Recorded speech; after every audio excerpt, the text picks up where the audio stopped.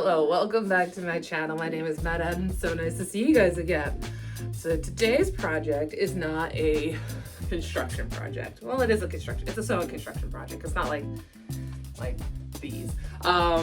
Which, by the way, I will be showing these off more because they are beautiful and I love them. Though I have to be careful because I don't want to scratch them. So y'all remember when I made this dress for one of my very best friends that I met in college, the sweetest of beans, and I love her very, very much, and she loves this dress very, very much. And I thought to myself that there was something missing from this dress that I made. I love Erica, especially her dress. It's blue. I absolutely love blue, as we can probably tell. Blue is one of my favorite colors in the entire world, and it's just like, I don't know, it just brings me so much joy and happiness, especially when I see like crystal clear blue waters. There's just something about it that makes me happy.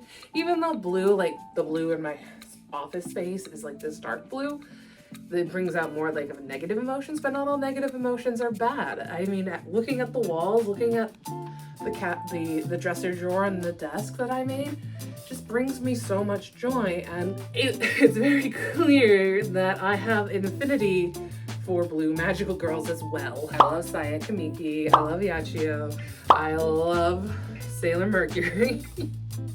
Blue is just one of those things. So for this video, I have decided to make Erica from Princess and the Pauper.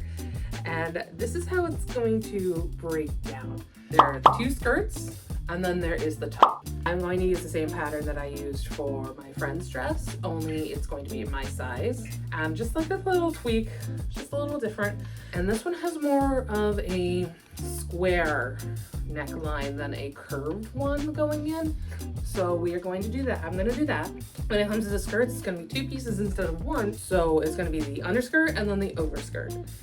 The overskirt is going to be a little tricky because I've never had like an opening like that. I did it for my Queen Eclipse coronation gown a very long time ago, and it is something. This is the first time I actually ever made a ball gown on that. So when it comes to the fabrics, they are washing right now, so I'm just going to tell you what they are. I get most of my fabrics from Fabric Wholesale Direct. It is a wonderful, wonderful website and company that has fabric that is inexpensive.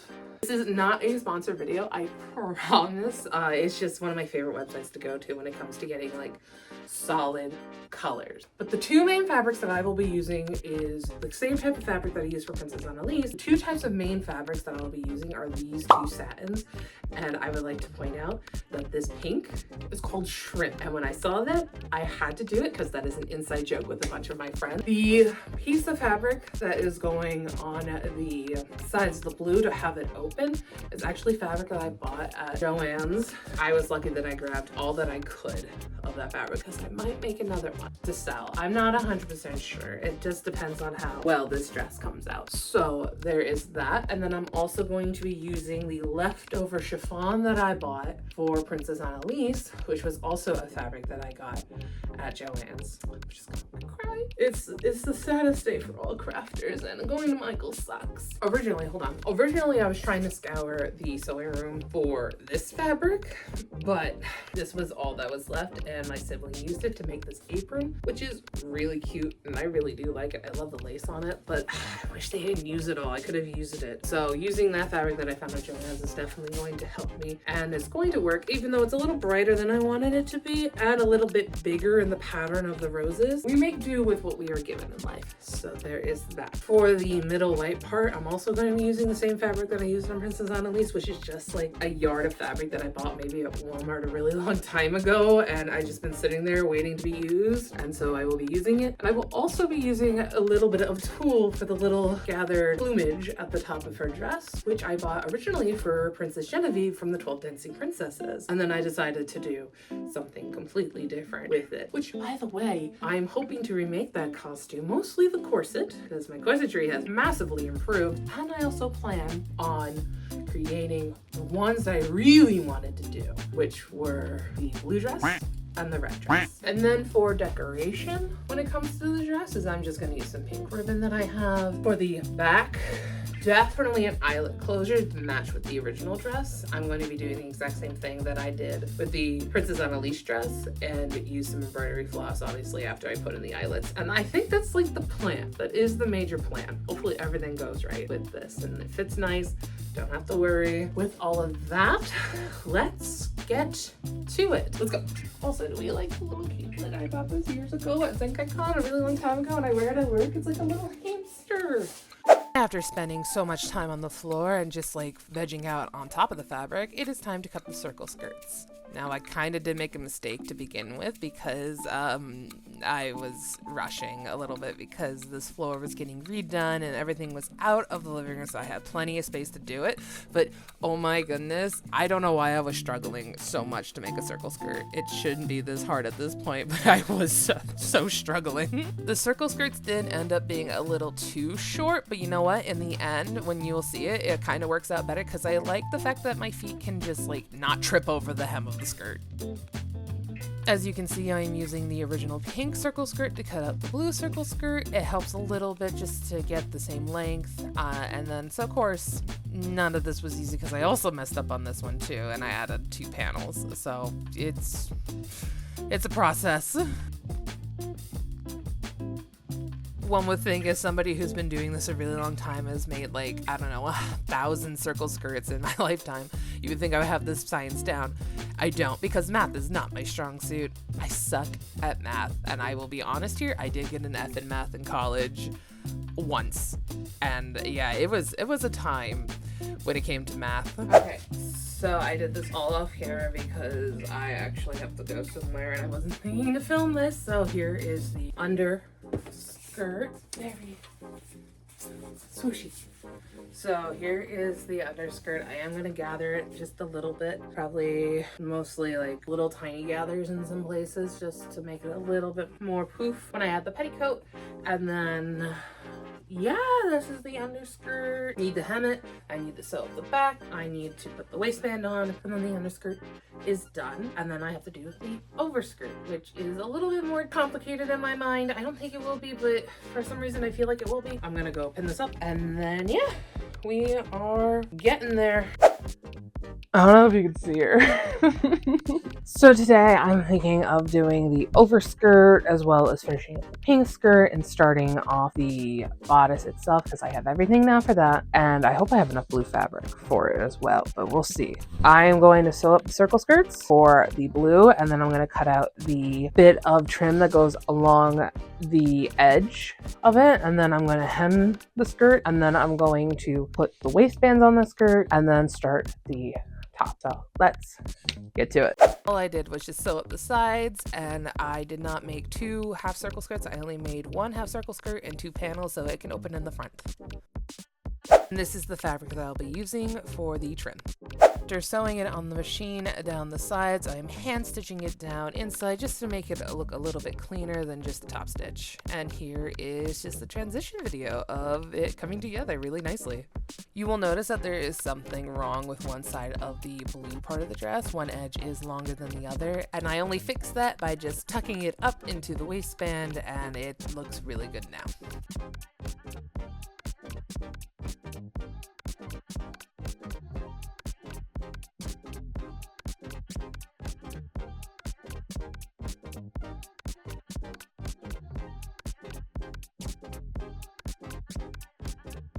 Now to cut out the bodice pieces. There we go. So half of the stuff is done. I had to be a little bit more conservative with the sleeves because I actually ran out of blue fabric. I didn't have enough to make it like elbow length, but I think everything will be fine because I have to do embellishments. And I have, if we all remember Annalise, I still have this pink organza, and something that I think she would have done was use whatever was left over to make her own dress. And I think her using this would be very appropriate in this situation. So I will work on the sleeves tomorrow and see if that actually works out okay. If not, I'll just order maybe like another yard of this blue fabric. I still have to do the white part, but that's like all the embellishments. So that's like like maybe the last thing I'll do. I do need to cut out a lining for this. The sleeves aren't gonna have a lining, so that's it for that. And then of course maybe I'll add like a little bit of bone. I don't know if I'll need boning, but I'll put some interfacing in it to give it a little bit more structure. So yeah, so far we're in a really good spot. Yeah, so I'm going to call it a day here, and I will see you tomorrow. It is time for the embellishments on the white part. I'm just using some lace I had, some ribbons, not the blue one obviously, but the pink one, and the tool that I was going to use for Genevieve. It's really sparkly. So what I did was I cut out strips and I gathered them, and what I'm going to do is put them on top of the white fabric. I did do 3 layers of this so that it was just a little extra poofy, and then what I did was I sewed it down on the top, I sewed it down on the bottom and the side so it would not move anywhere, and this happened for all 3 layers. And the reason why I did it is because satin is notoriously slippery, and so is tulle. I absolutely despise tulle with a passion, but sometimes it makes things look really nice.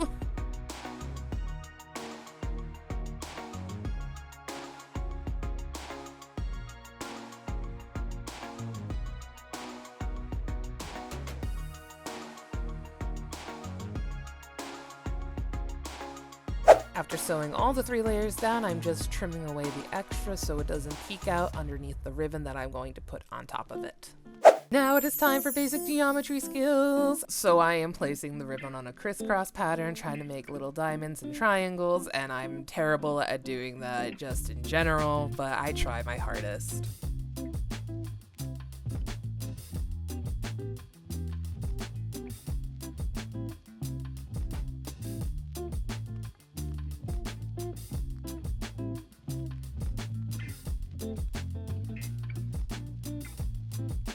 And then as stated before, I am going to put the ribbon on over the stitch line that I originally made for the tulle. And with the final snip of the scissor, I am going to take it to the sewing machine. Okay, so I sewed on the lace for the bodice of 1/2, and then I'm going to sew the front piece on to that, and hopefully it will look okay. I think it will, because I need to be very careful where I stitch so I don't get any of the extra lace. But looking at the reference photo, it looks like it's supposed to be flat against the side piece. So I'm going to sew this up, and then if it works, I'll do it to the other side. If not, I'll undo it and redo everything, and then I will see you in a second. Okay, so that worked out much better than I thought. I just followed the stitch line where I put the lace originally, and it looks pretty good. Mostly around the corners it gets a little bit tight, but because of this, I'm not too worried about it. So now with that done, I think I can put the lining on it, which I've already done. Not the sleeves yet, because I actually might extend the sleeves a little bit more because I really didn't like how they fit on me, and I also think I need to cut the armholes a little bit bigger. I mean, yeah, I want to be comfortable in it, that's for sure. So I'm going to put the lining on. And I did put the lining on, and now I am just doing the chiffon ruffle at the end of the bodice. So what I basically did was cut strips of the chiffon out, zigzag stitch the heck out of it, and I'm just pleating it right at the bottom of the bodice. I did do 2 layers, so once I got to one end, I turned it around and went the other way to give it more poof. Now it's time to give the same treatment to the sleeves. I only had a little bit of the chiffon strips left over, so it was a little bit more conservative, but you know what? It turned out really great.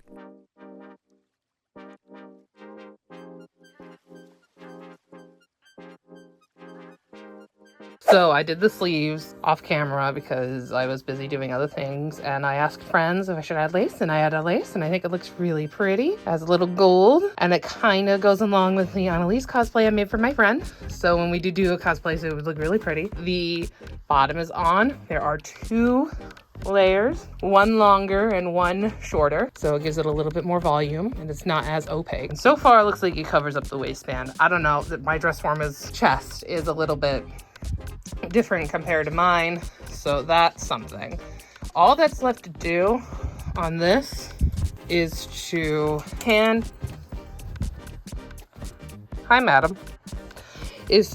stitch down this hand stitch down this into the sleeves and then add eyelets, and that's it. And then it's done, and hopefully it looks really nice on me. I really hope it looks nice. So yeah, I'm gonna get to it. I have so much other stuff I actually have to get done as well, so it's gonna go back and forth between this, and I hope to have this done by this weekend. So let's go.